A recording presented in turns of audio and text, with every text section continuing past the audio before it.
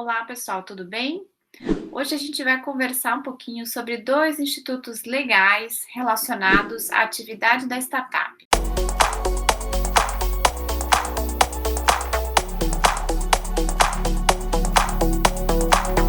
Primeiro, com relação à Lei da Liberdade Econômica, que é uma legislação de 2019, a Lei 13.879, e que traz algumas inovações aqui que podem sim facilitar e desburocratizar a vida da startup. Teve uma discussão muito grande relacionada a essa legislação, mas que agora, com algumas questões já sanadas em termos da advocacia, por exemplo, a lei da liberdade econômica vem se mostrando favorável aí para o cenário de startups também. Então, algumas questões relacionadas à parte contratual, por exemplo, onde prevalece a vontade das partes, ainda que haja uma legislação específica prevendo alguma regulamentação diferente do que foi acordado entre as partes, vale o que foi negociado. Isso é um ponto super favorável aqui para a liberdade econômica, como diz o próprio título da lei. Então, a flexibilização entre as partes com relação à negociação contratual, tanto na revisão quanto na própria formalização do contrato. Além disso, a questão da sociedade unipessoal, que também é possível agora, a constituição de uma sociedade limitada, onde há apenas a indicação de um sócio.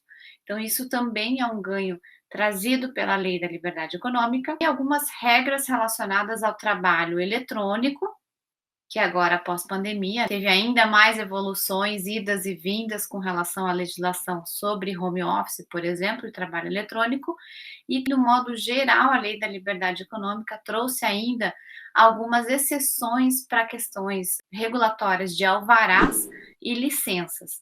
Nesses dois pontos ainda dependem de regulamentação, às vezes municipal, estadual, mas que a própria legislação federal traz esse quesito como uma flexibilização do estado ou do município. Então, nestes casos, foram os principais ganhos aí trazidos pela Lei da Liberdade Econômica. Ainda tem uma outra legislação, que é o Marco Legal das Startups, que vem sendo muito falado, principalmente desde dezembro do ano passado.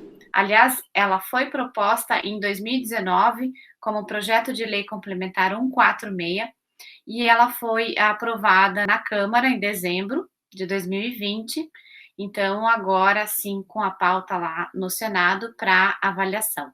Mas, de qualquer forma, o Marco Legal das Startups, ela traz algumas definições, principalmente com relação ao que é startup, e que vários atores do ecossistema acabam divergindo sobre esse conceito. O que ficou previsto na lei é que são empresas constituídas com CNPJ até 10 anos são consideradas startups e que tenham relação com a parte de inovação e tecnologia, ou então estejam inscritas no Simples também. A gente sabe que tem modelos de startups que têm mais de 10 anos, que quem está no meio conhece essa discussão, que apesar de ter mais de 10 anos, ainda tem um modelo mental e de gestão muito parecido com o de startup, ou então mesmo que traz muito a cultura de startup. Então, há um questionamento sobre isso, mas a legislação teve que fazer uma definição a respeito. Outra questão foi relacionada aos investimentos, né? A participação no capital social e também o risco do sócio do investidor. Então, nesse caso, a gente tem uma previsão aqui, tanto de pessoa física quanto pessoa jurídica, podendo ser acionista ou cotista e fazendo a conversão das cotas lá na frente, sem que haja participação no capital e sem que haja a necessidade de divisão de risco, por exemplo, em casos de dívidas das empresas, e aí não há também o instituto da desconsideração da personalidade jurídica, que é quando, além da empresa, os sócios também são penalizados. Então, de forma resumida, né, esse também foi um ganho trazido pelo Marco Legal das Startups e que facilita o ambiente de investimentos. Uma outra situação relacionada ao sandbox regulatório, a gente chama de sandbox, o que uma caixa de areia onde as crianças no play brincam, né, e sem se machucar, digamos assim. Então, a gente tem trazido esse conceito de sandbox regulatório, que já vem sendo adotado para as fintechs, né, com regulamentação aí pelo Banco Central. Então, em alguns casos, tem um movimento já para a constituição de um sandbox regulatório, onde as startups vão ter um favorecimento aí com relação à parte regulatória e um experimento das atividades com relação a isso. Ainda tem que ser trabalhado, regulamentada essa questão, mas há uma possibilidade, uma abertura bem favorável para as startups. Temos uma questão relacionada à desburocratização, de uma forma geral, nos registros de marca no INPI. Então, esse também é um ponto, marca e patente, né, tem prioridade aí os pedidos de startups que são feitos lá pelo regime de mais simples dos pedidos de registro no INPI. Então, esses são pontos também ganhos favoráveis aqui para as startups. Ainda temos uma outra questão muito trabalhada do stock option, que também é uma situação bem questionada desde o início da instituição desse mecanismo, onde há um trabalho assalariado, com salário mais baixo, com a promessa aí, um contrato de conversão de cotas no futuro. Então, esses tributos agora foram oficialmente trazidos para a lei, e esses tributos vão se converter só no futuro, quando de fato tiver que ser pago todas as verbas salariais, mas quando ele for fazer a conversão como cotista ou como acionista. Então, esse é um caso de stock option também possível, tá? E ainda relacionado à parte de investimento, a gente tem algumas novidades aqui também trazidas pela legislação, pelo marco legal.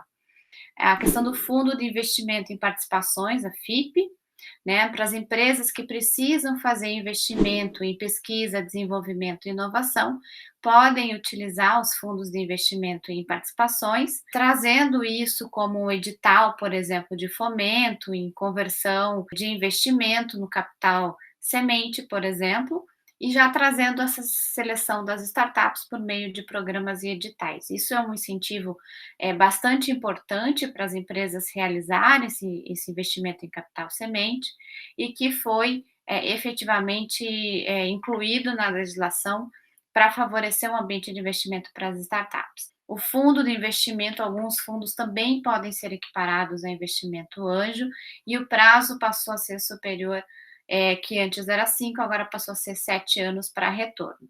Então, essas são algumas novidades com relação à parte de investimentos trazidas pelo marco legal das startups. A gente tem outras novidades ainda, por exemplo, um ambiente um pouco mais favorável para a contratação das startups pelo poder público, favorecendo a contratação, tem um limite fixado em termos de reais, mas que está previsto na legislação com relação a editais de licitação, então aproximando um pouco mais as startups também do poder público. Esse tipo de contratação facilita muito a contratação de soluções de tecnologia pelo poder público e vai também, obviamente, fomentar os negócios relacionados a startups. Então, são dois institutos aí praticamente recentes, né, 2020 e 2019, trazendo novidades aqui para o meio das startups e que vocês têm que ficar antenados aí com as regulamentações e as possibilidades, inclusive, de receber investimento e como que se deve acontecer a formalização destes itens. Então, agradeço o tempo de vocês e fico à disposição para a gente se conectar lá no LinkedIn. Meu nome é Gisele Ueno, sou advogada de startups.